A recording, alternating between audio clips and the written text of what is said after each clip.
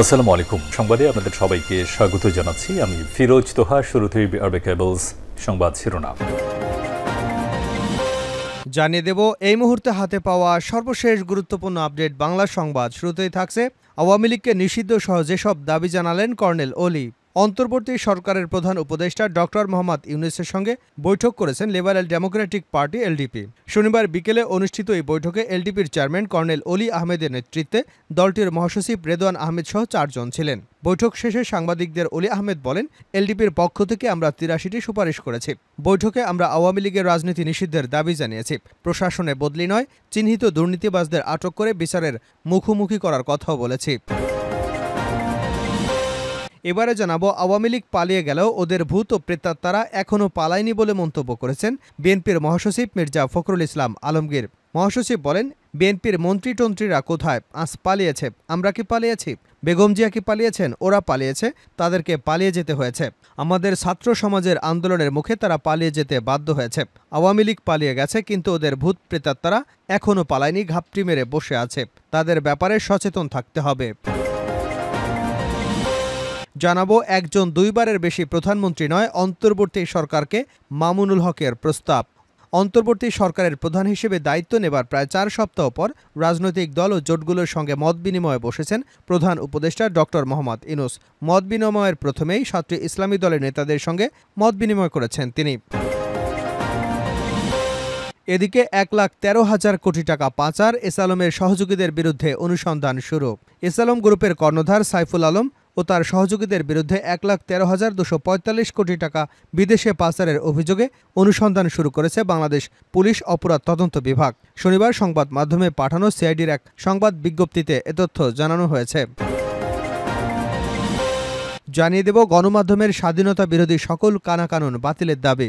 সাংবাদিক নেতারা cyber security act সহ গণমাধ্যমের স্বাধীনতা বিরোধী সকল কানাকানুন বাতিল, সাংবাদিক দম্পতি সাগরুনি সহ সকল সাংবাদিক হত্যার বিচার, সাংবাদিক সুরক্ষা আইন প্রণয়ন এবং সাংবাদিক নেতৃবৃন্দের নামে বানোয়াট নিউজ পরিবেশনের তীব্র নিন্দা ও প্রতিবাদ জানিয়েছেন। সমাবেশে সাংবাদিক নেতৃবৃন্দের নামে মিথ্যাচারের ঘটনা তদন্তে 3 সদস্যের তদন্ত কমিটি গঠনের ঘোষণা করা হয়। এবং সর্বশেষ জানাবো, ভারতের আসামে সংসদে বাতিল করা হলো জুমার নামাজের বিরতি। ভারতের আসাম রাজ্যের সংসদে বাতিল করা হয়েছে জুমার নামাজের বিরতি। মুসলিম সদস্যরা যেন নামাজ আদায় করতে পারেন, সেজন্য যুগ যুগ ধরে আসামে জুমার নামাজের জন্য 2 ঘণ্টা সংসদের কার্যক্রম স্থগিত রাখা হতো। তবে আজ শুক্রবার প্রথম এই সংসদের রুলস কমিটি একটি প্রস্তাব গ্রহণ করে। এতে বলা হয়, শুক্রবারের অধিবেশনও অন্য দিনের মতোই হবে, অর্থাৎ শুক্রবার যে নামাজের 2 ঘণ্টা বিরতি দেওয়া হতো সেটা বাতিল করা হলো। প্রিয় দর্শক, ভারতের এমন আইন সম্পর্কে আপনি আপনার মূল্যবান মতামতটি কমেন্ট বক্সে জানাতে ভুলবেন না। এতক্ষণ শিরোনাম শুনছিলেন, এবার বিস্তারিত। দর্শক, আপনি যদি এই চ্যানেলে নতুন হয়ে থাকেন, ভিডিওটি দেখতে দেখতে চ্যানেলটি সাবস্ক্রাইব করে আমাদের সঙ্গে থাকুন। আর এই ভিডিও সম্পর্কে আপনি আপনার মূল্যবান মতামতটি কমেন্ট বক্সে জানিয়ে দিন। আর হ্যাঁ প্রিয় দর্শক, জানিয়ে দিন ভিডিওটি কোথা থেকে দেখছেন। আওয়ামী লীগকে নিষিদ্ধ সহ যেসব দাবি জানালেন কর্নেল অলি। অন্তর্বর্তী সরকারের প্রধান উপদেষ্টা ডক্টর মোহাম্মদ ইউনূসের সঙ্গে বৈঠক করেছে লিবারেল ডেমোক্রেটিক পার্টি এলডিপি। শনিবার 31 আগস্ট বিকেলে অনুষ্ঠিত এই বৈঠকে এলডিপির চেয়ারম্যান কর্নেল অবসরপ্রাপ্ত অলি আহমেদের নেতৃত্বে দলটির মহাসচিব রেদওয়ান আহমেদ সহ 4 জন ছিলেন। বৈঠক শেষে সাংবাদিকদের কর্নেল অলি আহমেদ বলেন, এলডিপির পক্ষ থেকে আমরা ৮৩টি সুপারিশ করেছি। সুপারিশগুলো ব্যক্তিগত সুবিধা, দলীয় উপকার এবং রাজনৈতিক ফয়দার জন্য নয়। তিনি বলেন, বৈঠকে আমরা আওয়ামী লীগের রাজনীতি নিষিদ্ধের দাবি জানিয়েছি। প্রশাসনে বদলি নয়, চিহ্নিত দুর্নীতিবাজদেরকে আটক করে বিচারের মুখোমুখি করার কথাও বলেছি। এলডিপির চেয়ারম্যান বলেন, পর্যায়ক্রমে ইউনিয়ন পরিষদ, উপজেলা পরিষদ, জেলা পরিষদ, সংসদ নির্বাচন এগুলোর একটা সম্ভাব্য তারিখ ঘোষণার কথা বলেছি। তবে সংস্কারের আগে নির্বাচন বাঞ্ছনীয় নয়। অলি আহমেদ বলেন, স্বৈরাচারী সরকারের সময় জনগণের মানবাধিকার ছিল না, স্বাধীনতা ছিল না, কিন্তু ষড়যন্ত্রকারীরা এখনও ষড়যন্ত্র করে যাচ্ছে। যারা দোষী তাদের বিরুদ্ধে কঠোর ব্যবস্থা নেওয়া হবে, শাস্তি দিতে হবে। আওয়ামী লীগের ভূত প্রেতাত্মারা এখনও পালায়নি, মির্জা ফখরুল। আওয়ামী লীগ পালিয়ে গেলেও তাদের ভূত ও প্রেতাত্মারা এখনও পালায়নি বলে মন্তব্য করেছেন বিএনপির মহাসচিব মির্জা ফখরুল ইসলাম আলমগীর। শনিবার বিকেলে কুমিল্লার নাঙ্গলকোটে বন্যার্তদের মাঝে ত্রাণ বিতরণ অনুষ্ঠানে প্রধান অতিথির বক্তব্যে এ মন্তব্য করেন তিনি। বিএনপি মহাসচিব বলেন, হাসিনার মন্ত্রীটন্ত্রীরা কোথায়? ওরা আজ পালিয়েছে। আমরা কি পালিয়েছি? বেগম জিয়া কি পালিয়েছেন? ওরা পালিয়েছে, ওদেরকে পালিয়ে যেতে হয়েছে। কেন? আমাদের ছাত্র সমাজের আন্দোলনের মুখে তারা পালিয়ে যেতে বাধ্য হয়েছে। আওয়ামী লীগ পালিয়ে চলে গেছে, কিন্তু ওদের ভূত প্রেতাত্মারা এখনও পালায়নি। তারা আবারও চেষ্টা করবে কি করে তারা ফিরে আসতে পারবে, সেই চেষ্টা তারা আবারও করবে। আমরা গত ১৫ থেকে ১৬ বছর ধরে অত্যাচারিত হয়েছি। আমাদের প্রায় ৭০০ মানুষকে গুম করে দিয়েছে। লাকসামের পারভেজ হিরুকে গুম করে দিয়েছে। হাসিনা সরকার ঢাকায় প্রায় ৭০০ লোককে গুলি করেছে। মির্জা ফখরুল বলেন, আমাদের কয়েক হাজার লোককে গুলি করে হত্যা করেছে আওয়ামী লীগ।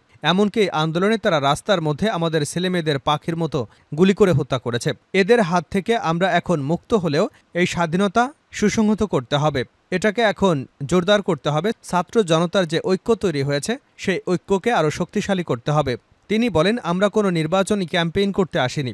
আমরা এসেছি আমাদের অনেক ভাইবোন বন্যায় কষ্ট পেয়েছেন, দুর্গত হয়েছেন, তাদের পাশে দাঁড়াবার জন্যে। বেগম খালেদা জিয়া এবং তারেক রহমানের নির্দেশে আমরা এখানে এসেছি। আজকে আমরা কোনো নির্বাচনের কথা বলবো না, আমরা বাংলাদেশের কথা বলতে চাই। এই ফ্যাসিবাদ ফিরে গেছে, তারা যাতে আবার ফিরে আসতে না পারে সেজন্য আমাদেরকে বর্তমানে যে সরকার আছে তাদেরকে সহযোগিতা করতে হবে। আমাদের রাজনৈতিক দলগুলোকে ঐক্যবদ্ধ হতে হবে। ঐক্যবদ্ধ হয়ে এই স্বাধীনতাকে সুসংহত করতে হবে। আজকে ওরা চলে গেছে বলে আমরা একেবারে স্বাধীন হয়ে গেছি। যা ইচ্ছা তাই শুরু করলে এই স্বাধীনতা থাকবে না। ওরা আবার ফিরে আসবে, আমাদের উপর জুলুম নির্যাতন শুরু করবে। বিএনপির মহাসচিব বলেন, এই মুহূর্তে আমরা যেটা চিন্তা করব সেটা হচ্ছে আমরা এই সরকারকে সহযোগিতা করব, আমাদের পুলিশ বাহিনীকে সহযোগিতা করব, প্রশাসনকে সহযোগিতা করব, ঐক্য দৃঢ় রেখে একসঙ্গে কাজ করব। আমরা ৩১ দফা সংস্কার করার জন্য আমরা ৩১ দফা দিয়েছিলাম সংস্কার করার জন্য। এখন যে রাষ্ট্র ব্যবস্থা আছে সেভাবে রাষ্ট্র চলতে পারে না। এর জন্য আমাদের অর্থনীতিকে ঢেলে সাজাতে হবে, বিচার বিভাগকে ঢেলে সাজাতে হবে, ন্যায় বিচার প্রতিষ্ঠার জন্য আমাদের পুলিশ প্রশাসনকে সাজাতে হবে।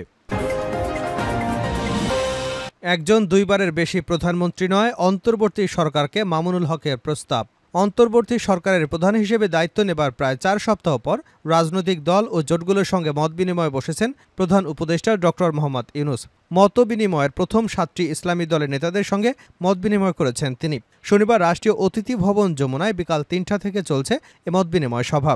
সিরিজ মতবিনিময়ের মধ্যে ছিল বাংলাদেশ খেলাফত মজলিস, দলটির আমির মাওলানা ইউসুফ আশরাফের নেতৃত্বে প্রতিনিধি দলে ছিলেন মহাসচিব মাওলানা মামুনুল হক ও যুগ্ম মহাসচিব মাওলানা জালাল উদ্দিন।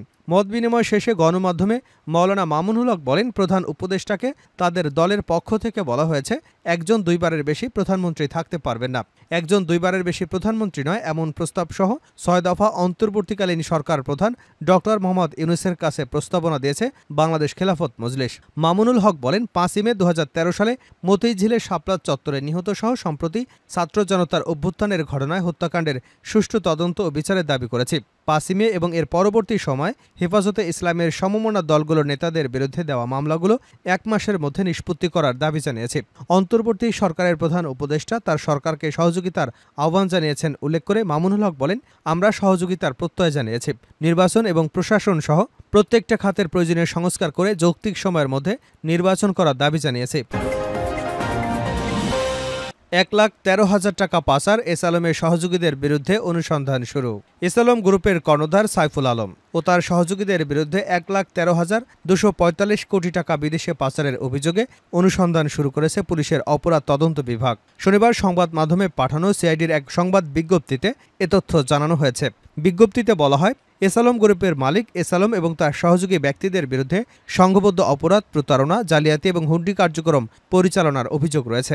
এসালম সহ তার সহযোগী ব্যক্তিরা ১,১৩,২৪৫ কোটি টাকা বিদেশে পাচারের সঙ্গে জড়িত সন্দেহে অনুসন্ধান শুরু করেছে সিআইডির ফিনান্সিয়াল ক্রাইম ইউনিট। সিআইডি বলছে, গণমাধ্যমে প্রকাশিত সংবাদ অনুযায়ী প্রতারণা ও জালিয়াতির মাধ্যমে এসালম সহ সন্দেহভাজন ব্যক্তিরা বাংলাদেশের নাগরিকত্ব বাতিল করে একদিনের ব্যবধানে আবার বাংলাদেশে স্থায়ীভাবে বসবাসের অনুমতি গ্রহণ করেছেন। তারা সিঙ্গাপুর, মালয়েশিয়া এবং সাইপ্রাস ও ইউরোপের বাংলাদেশ থেকে অর্থ পাচার করে নিজেদের এবং তাদের স্বার্থ সংশ্লিষ্ট ব্যক্তি ও প্রতিষ্ঠানের মাধ্যমে স্থাবর অস্থাবর সম্পদ করেছেন।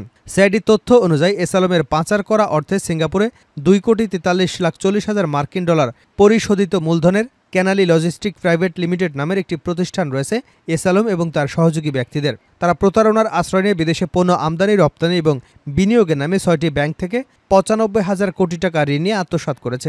এছাড়া নাম সর্বস্ব প্রতিষ্ঠান খুলে এসালম অফশোর ব্যাংকিংয়ের মাধ্যমে 18,000 কোটি টাকা বিদেশে পাচার করেছে বলেও অভিযোগ আনা হয়েছে।